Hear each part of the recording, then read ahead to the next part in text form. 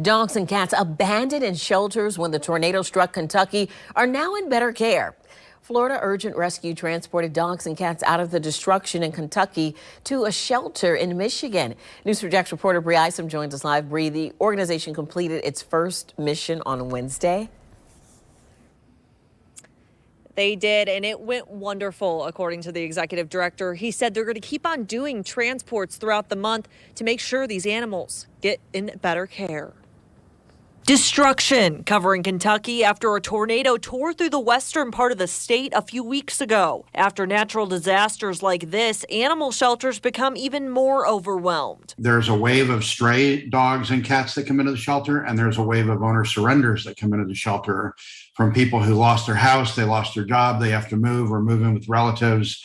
And these shelters are already full. Mike Merrill, the executive director of Florida Urgent Rescue, says the rescue organization took animals that were there before the tornado out of the shelter to make room for more. Some animals are at risk of being killed if the shelters get too full. People think, oh, I only need to support the shelter that was damaged, but that doesn't mean that just because a rural shelter wasn't damaged, that animals there aren't in danger, because citizens in that county still lost their home.